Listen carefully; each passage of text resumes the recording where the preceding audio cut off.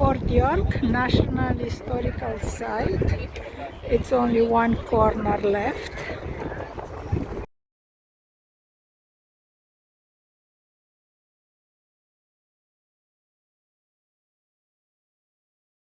Created by the Mississaugas, the credit, the brainchild of none other than Carolyn King, past chief, longtime powwow coordinator, helper, and just wonderful, all-time wonderful Mississauga Mohawk woman as well. She is the creator of that moccasin identifier that you can see in a number of places right across this beautiful city of ours. So check out the Mississauga.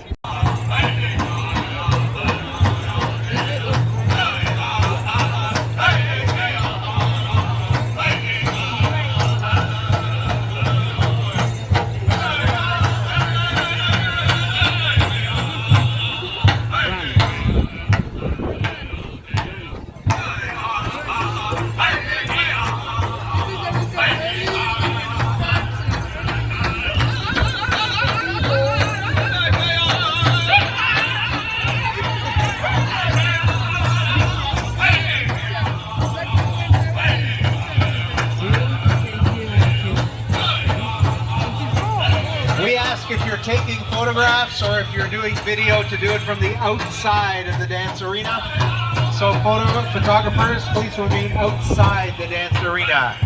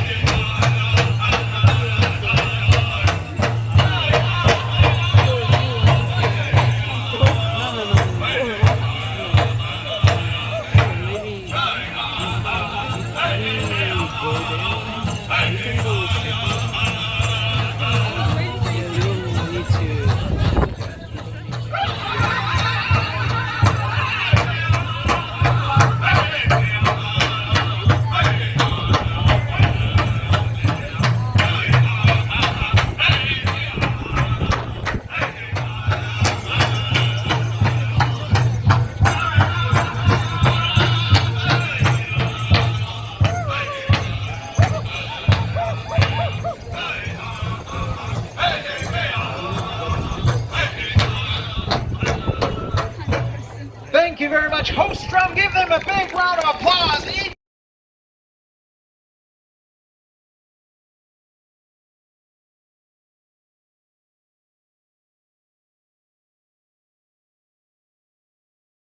Services. So give yourselves a round of applause for all of our emergency services. Thank all of those who work in fire, paramedics, police, and do all of that work for our community. So wonderful to see.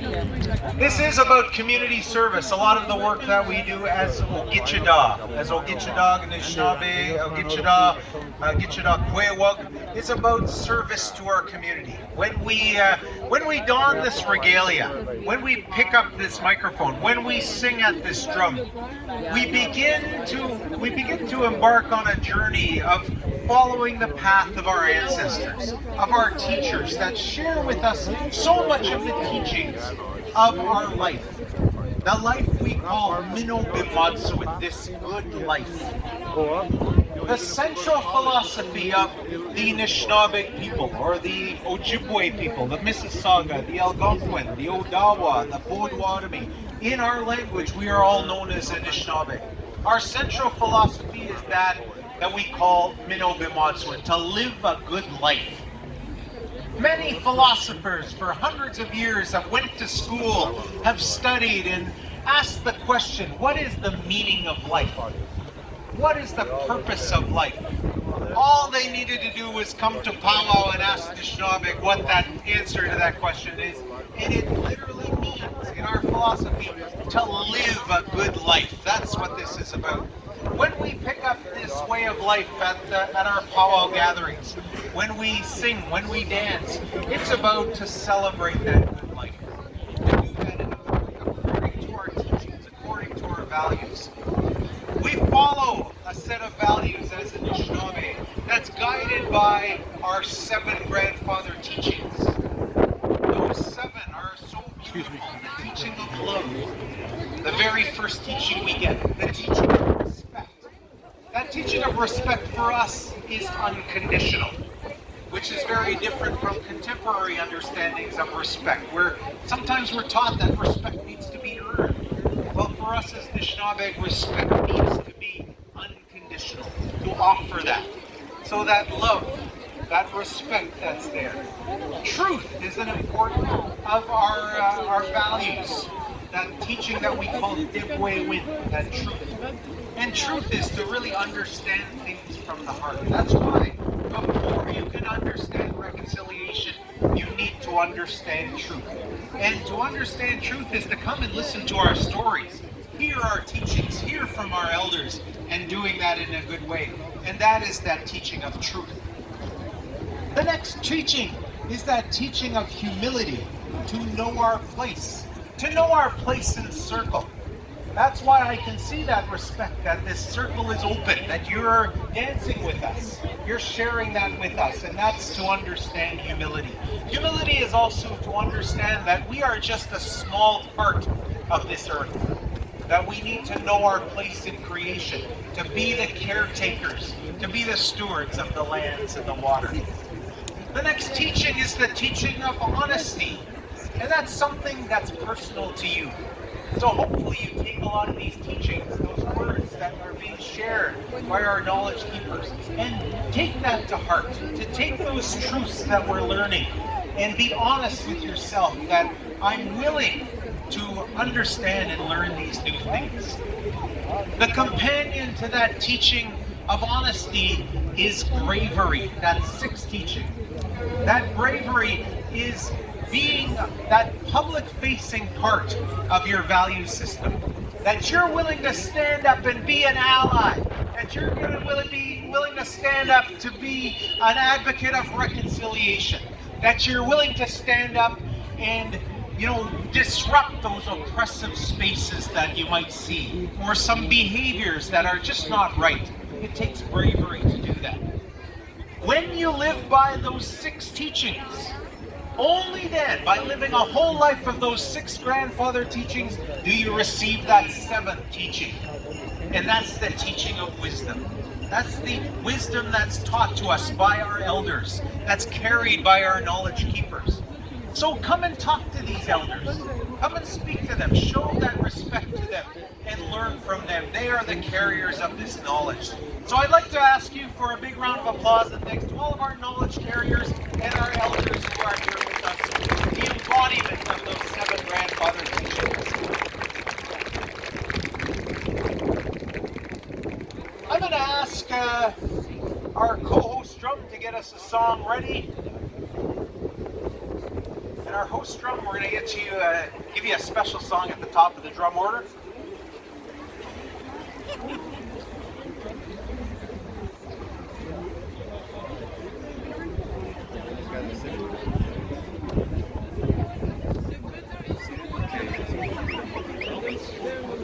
On Young Anishinaabe, where are you guys from? Georgina? This is for all dancers in regalia. This is the Crow Hop.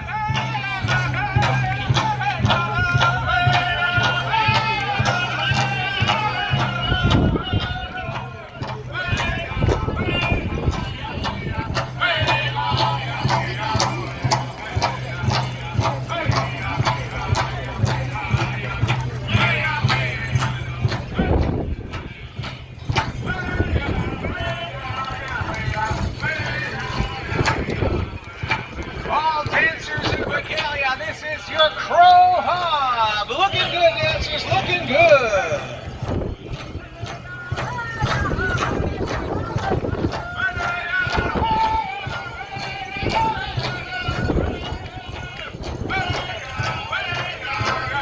loose drum, get us a round and song. Roundy coming up.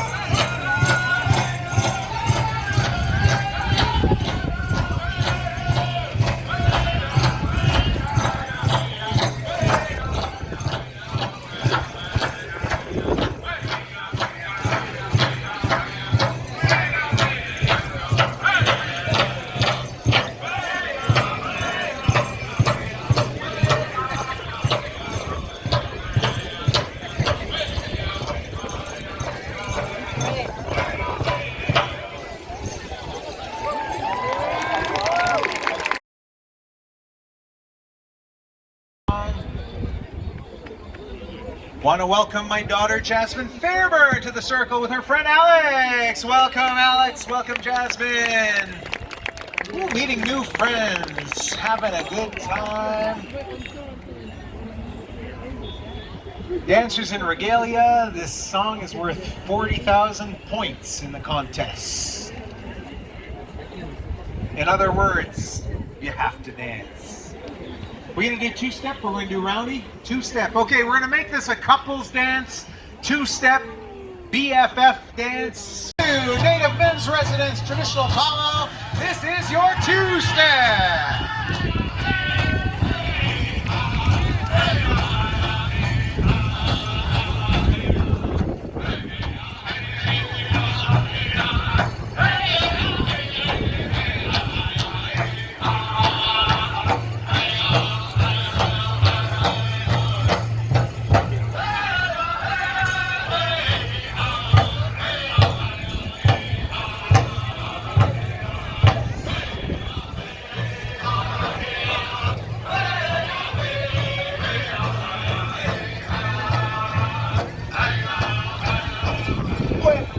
Experience necessary.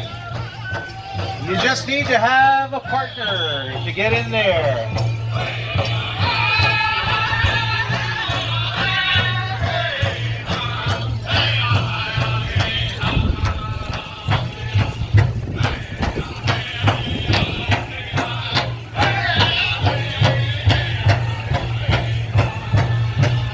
I had to turn down my friend Catherine Brooks. She needs a partner.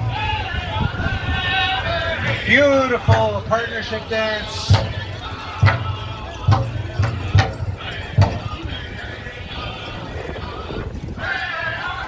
Earl Ogama to the rescue.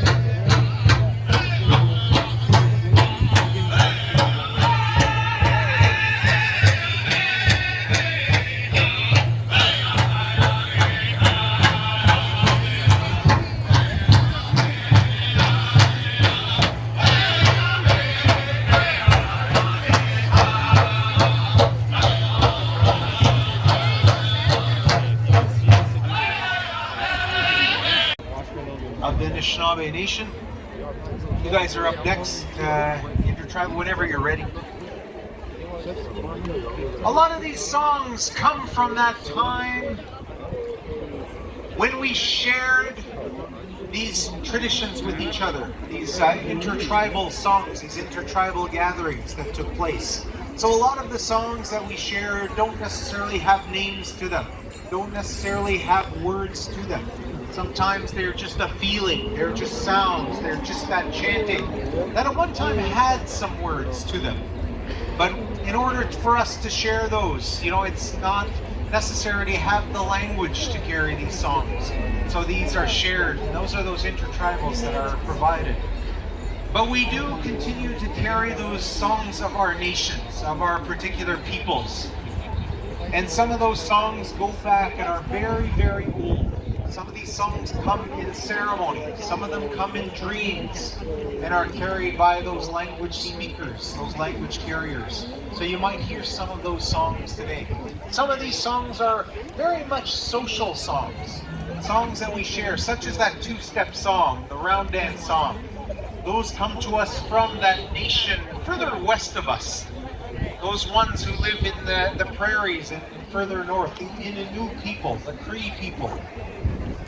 Our nation of people, the Anishinaabe, known as the Soto Anishinaabe, we're the first to pick up that drum and sing those songs. So those are the origins of those social dance songs that come from the Cree Nation. A lot of those are round dance songs. Sometimes sung on the hand drum, but sometimes we adapt to that large powwow drum. For us as Anishinaabe, our songs are kept by what we call the Thunderbird Drum Society. It's that drum society that carries our most sacred songs as Anishinaabe, that we use for appropriate ceremonies, that we use for healing, that we use for a lot of very specific purposes. So you may not hear a lot of those songs at this gathering, but they do exist, they do have a purpose, and there's a lot of those drums in our territories to this day. So those are our two drums. I want to ask you to please give a round of appreciation to our singing groups, Eagle Flight Singers and the Jean Young Anishinaabe. Jean Young, we're going to ask you for an intertribal song. Jingle Dress Dancers, stand by. We are doing that Jingle Dress healing song. That is coming up next. So Jingle Dress Dancers, stand by. Jean Young, take it away. Intertribal. If you want to hear these singers singing live, if you want to videotape them, there's lots of room behind the drum pit, behind the speaker stand. You're welcome to come and observe. Maybe throw some money.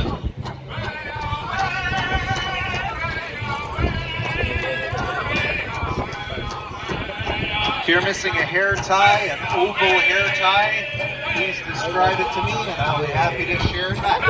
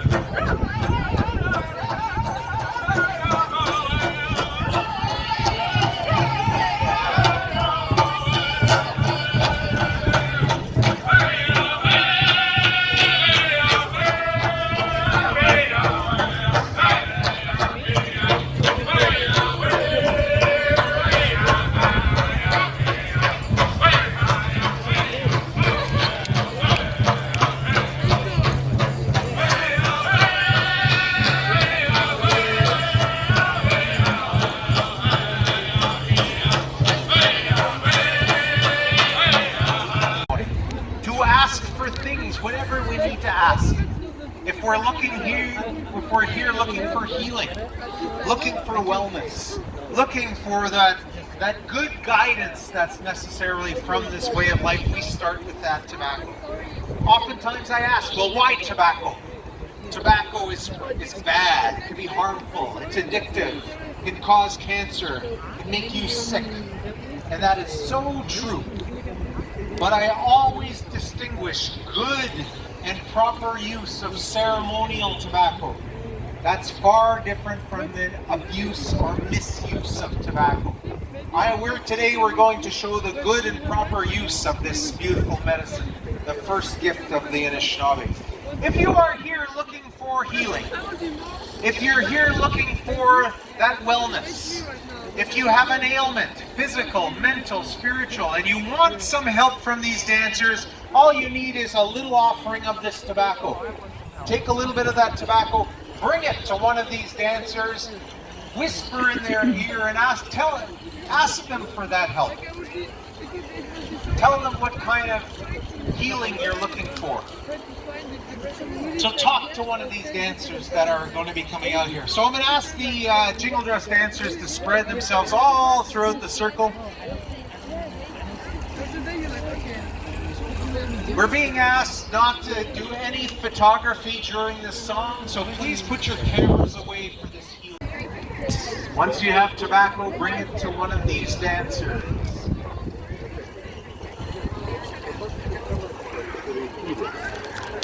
The tobacco isn't a free sample, it's for the ceremony. So you need to have that tobacco and bring it to one of these dancers.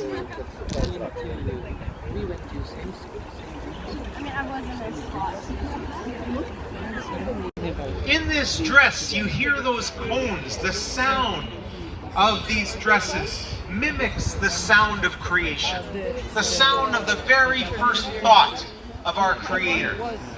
So we're reminded, when you offer that tobacco, when these dancers do this dance, that it's not going to happen magically. That healing requires three things.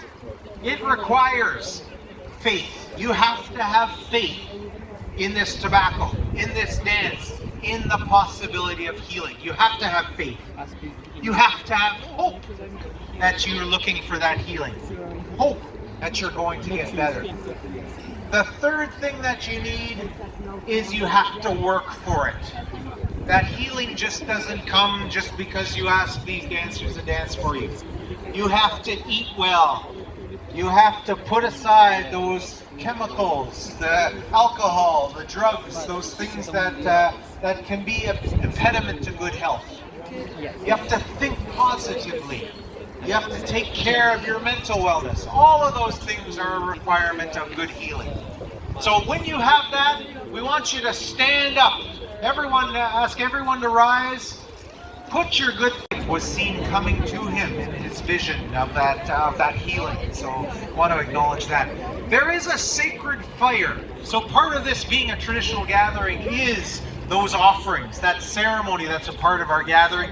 That sacred fire was lit at sunrise this morning by our elder John Laforme, and that fire will burn for the day to accept those tobacco offerings, to be able to do that ceremony that sometimes is needed to keep our strength.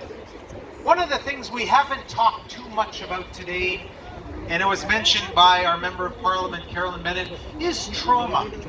That trauma that's carried by First Nations, Métis, and Inuit from generations upon generations of colonization, of acculturation, the loss of our identity, the loss of our teachings, the knowledge that's carried by our elders. You couple that with the experiences of our survivors who went to residential schools, those that didn't come back from residential schools, those children that have went to the spirit world so prematurely. In recent years, the 60s scoop, those children that were removed from their homes between the 1950s right up into the 1990s, has a significant impact, so much loss in our families and our communities. And today we acknowledge the impact of missing and murdered Indigenous women and girls. missing and murdered indigenous women and two-spirit people, LGBTQ2 plus and trans people. There's so much trauma compounded generation after generation. This is how we heal from that, is through our own healing methods, through our own ways of life, through that sacred fire and through this dance. This is how we take care of that. Yeah, that's worth celebrating. That's worth showing our voices and showing how much we love this way of life. But we can't forget those things that are the truth of our history as a colonial nation. We need to remember those things. To remember that that's why we need allies, that's why we need supporters, and that's why I'm so thankful that you're here. And that's why those dancers that are lined up at the sacred fire, bringing that tobacco to make that offering for you, dance for your healing. That this is what our life is about, to share this indigenous knowledge, to share this way of life with each and every one of you. So thank you for being here with me today. I want to say good afternoon. My name is Bob Goulet. I'm your Master of Ceremonies. Your arena director is none other than Earl Ogama. Earl, here he is. Give him a big round of applause. Earl and I have been doing this for a long, long time, and we're happy to be your hosts this weekend for the Native Men's Residence, for the City of Toronto, the Indigenous Arts Festival. It's going to be a beautiful rest of your day. All right. Gonna ask upon our traditional dancers. Come on out. Men's, boys, all gender traditional dancers. We're gonna give you a free round to dance solo, and then we're gonna call upon anyone else that wants to join on this special. Sean Young and Anishinaabe, you're gonna have this song. This is going to be our duck and dive. This is a warrior's dance, a dance of the Ogichida, the dance of the warrior men. You dance of Ogichida Fwewug, those warrior women who they went to war.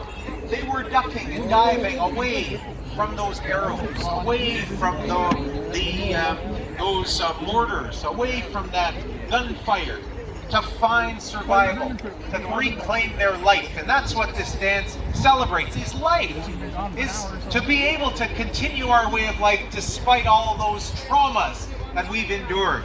That we are ducking and diving, but we're gonna duck and dive no more. That this is our way, and we're gonna celebrate that here today. This is the men's duck and dive. Take it away, Jean Young Anishinaabe.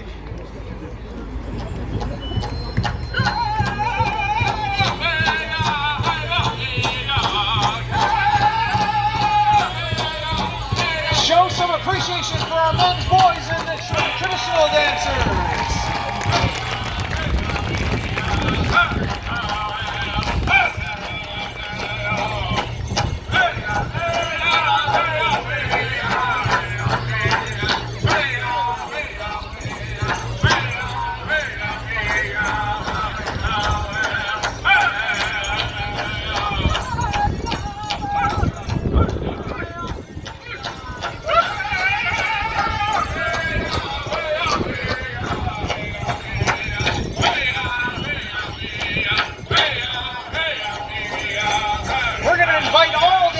Who want to come and dance this duck and dive? Come and join us. This is the duck and dive special.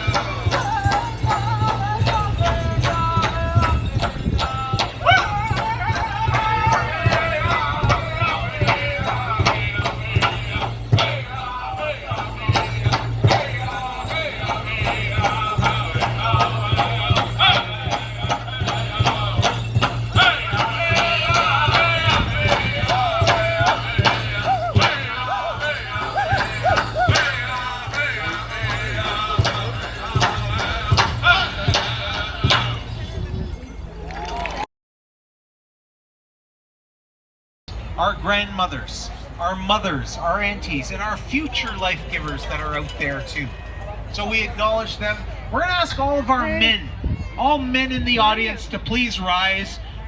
Remove your hats in honor of these women. You are welcome to take photographs, but we ask our men to honor our life givers. Show them that we honor them and we value them.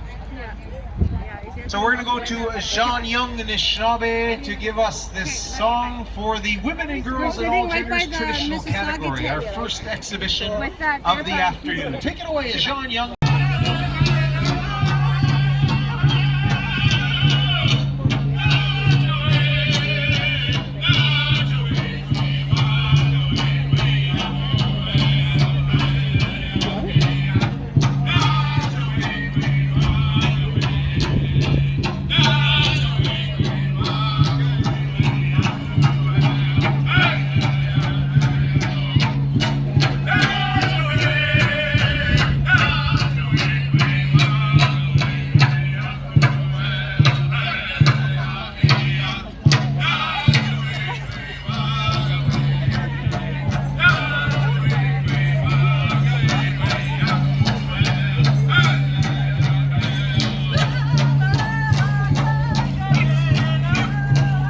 Women and Girls Fancy Shawl. Women and Girls Fancy Shawl. Stand by.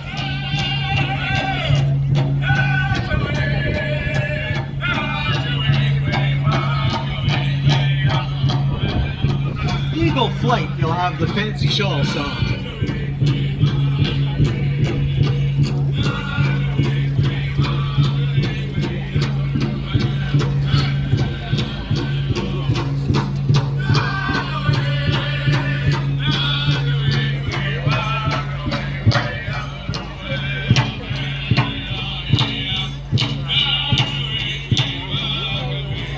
It's these women that have picked up that life when our men have let them down. Sometimes our men would go off to war and not come back. Sometimes our men would go off for hunting and not come back. In this day and age, far too often we are abandoning our responsibilities for our families as men. And it's these women that pick up that responsibility, show us that strength, and do that in a very beautiful way. They take up the symbol of that mimigwants, we say in our language, the butterfly. When they wrap their shawls around their shoulders and dance in that beautiful high stepping style, high above Mother Earth, they dance in that beautiful way of that butterfly. You will see them fly this afternoon. So get your cameras out, get ready to use hashtag NamiResPowwow. We're going to turn it back to Eagle Flight Singers to give us our Women, Girls, All Genders Fancy Shawl. Show some love for these dancers. Fancy Shawl. Fly, ladies, fly.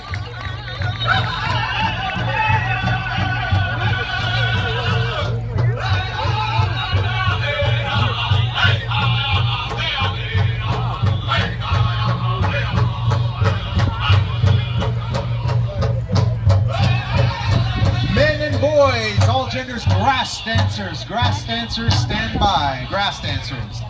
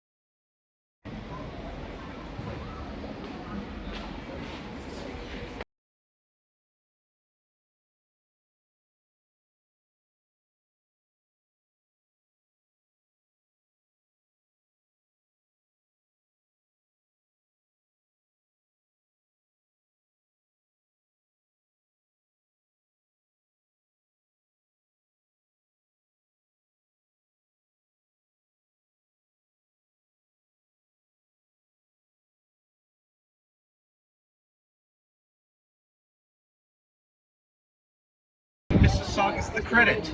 First Nation, the Mississauga people were the people that signed the Treaty of 1805, known as Treaty Number 13, the Mississauga Treaty, erroneously titled the Toronto Purchase. Those words that were on the front page of that treaty document do not reflect the Anishinaabe understandings of treaty, do not acknowledge the understandings of land when it comes to the Mississauga teachings of this Mother Earth. That these things, this earth, cannot be sold, it cannot be bought, cannot be traded, that these lands were always meant to be shared. So I do want to acknowledge the Mississauga Nation, and they are the treaty holders of this territory. Steve Teakins comes to the speaker stand. Steve.